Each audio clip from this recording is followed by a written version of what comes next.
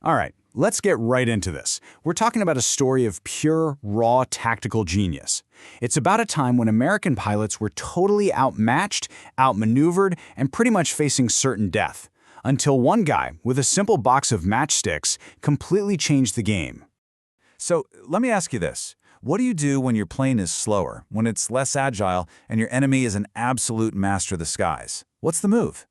Well, this was the terrifying question facing the U.S. Navy back in early 1942, and the answer, it turns out, wasn't a better piece of equipment. It was just a better idea. Okay, so let's paint a picture here. It's the early days of the war in the Pacific. American pilots are going up against an opponent that feels less like an airplane and more like, well, like a ghost. A really, really fast ghost with cannons. You see, the Zero wasn't just a little better. It was on a whole other level. It was so dominant that the standard American dogfighting playbook, the one drilled into every single pilot, wasn't just useless against it. Following the rules was basically a suicide manual. Trying to turn and fight a Zero one-on-one was a guaranteed death sentence. Okay, now look at these numbers, because this is where it gets really stark. Forget the speed and the weight for a second. Look at that turn time. A Wildcat needed about 40 seconds to pull a full circle. The Zero, just 16 seconds. In a dogfight, that's not just a long time, that's an eternity. The Zero could literally fly circles around the heavier Wildcat, get on its tail, and just open up before the American pilot even knew what hit it. And this number, 43, this is what it's really all about. We're not talking about statistics on a page. We're talking about 43 pilots who didn't come home in just the first few months. This wasn't some abstract engineering problem. It was a life-or-death crisis happening every single day, and the U.S. was losing. Badly. So things are looking pretty grim, right? But this is where our story pivots. This is where we meet the guy who just refused to accept the impossible. His name was Lieutenant Commander Jimmy Thach, and he was a man who literally took the weight of this problem home with him every night. And you gotta understand, Thach wasn't in the dark here. He'd seen the intelligence reports on the Zero months before Pearl Harbor even happened. He knew he was sending his guys out there in a plane that just couldn't compete.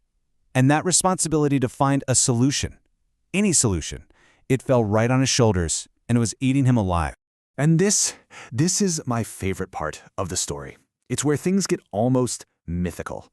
You have this incredibly complex, high-tech problem of aerial combat. And what's the solution? A supercomputer? An advanced simulator? Nope.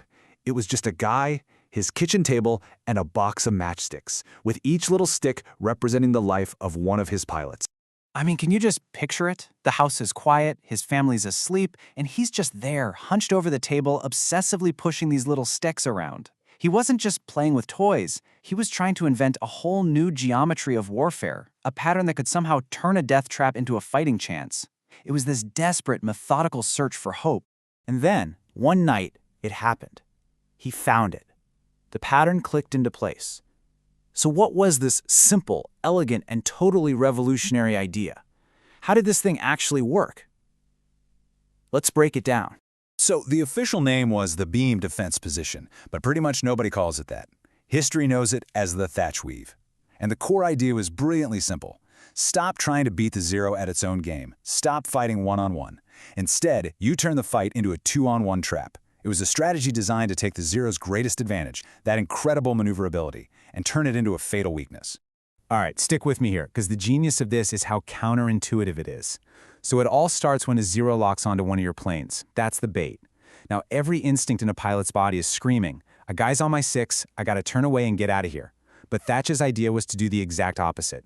The bait turns inward, toward his wingman. At the same time, the wingman turns towards him. They cross paths, and the Zero, who's totally fixated on getting the kill, follows the bait right into the trap. Suddenly, he's flying straight into the gun sights of the other Wildcat. The hunter becomes the hunted, just like that. Okay, so it sounds great on a kitchen table, right? But would it actually work up in the sky? Thach needed to know.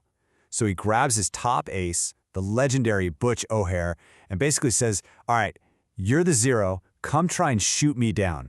And O'Hare, he tried everything. High side, low side, diving, and he just couldn't do it. He said every time he tried to make an attack, he was staring down the barrel of an American fighter. The proof was in the pudding. The crazy idea worked. So, the theory is solid. The simulation is a success. But that's not the real world.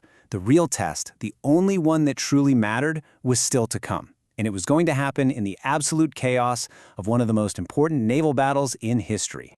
Here we go, the Battle of Midway. Thach is leading this tiny flight of just 6 Wildcats on an escort mission when, out of nowhere, they're just swarmed. We're talking 15, maybe 20 Zeros descending on them like angry bees. The odds were just insane. For any other flight, this would have been a massacre. And then it happens. A Zero gets on his wingman's tail. The call for help comes over the radio. And this is it, the moment of truth. Does the matchstick idea work when the bullets are real? His wingman, Dib, does exactly what they practiced. He turns in, Thach turns in, and suddenly those little wooden sticks are 7,000-pound war machines, and the sky is absolutely full of tracers. And the result? It was staggering. I mean, they were outnumbered almost 4-1, but they didn't just survive, they dominated. Thach himself shot down 3 Zeros. His wingman got another, and the number of Wildcats they lost? 0, not a single one. That little idea, born on a kitchen table, had just been proven in the deadliest place on Earth. And look, this single fight at Midway wasn't just a personal victory. It was a spark. It was the beginning of a tactical revolution that just rippled across the entire Pacific, and it fundamentally changed the balance of power in the air war. Seriously, after Midway, the Thach Weave spread like wildfire, and the Japanese pilots, they had no idea what hit them. You have one of their greatest aces, Saburo Sakai, talking about how they'd get into a fight and suddenly have to just break off and run for their lives. All that psychological dominance they had, that feeling of being invincible, it just shattered. And if you want to see the real impact, just look at the stats. Before the Weave, the kill ratio was a dismal 0.4-1. Americans were losing more than 2 planes for every Zero they downed. Not good. But just a few months later, after the Weave became standard practice, the ratio completely flipped to over 2-1. Think about how many lives that simple idea saved. It's just incredible. And what's really amazing is the story doesn't even end in World War II. This tactic was so fundamental, so powerful, that it was adapted for jet fighters in Vietnam. And the core principle, mutual support, always turning a one-on-one into a two-on-one, that's still a basic building block of aerial combat today, all the way from a few matchsticks to modern jets. And I think that's the real takeaway from this whole incredible story. When you're outmatched, outgunned, and outmaneuvered, you don't always need better tools. Sometimes what you really need is just a better idea. Jimmy Thach couldn't get his pilots a better plane, so he gave them a better plan. And it's just a powerful reminder that sometimes the greatest weapon we have isn't technology, it's ingenuity.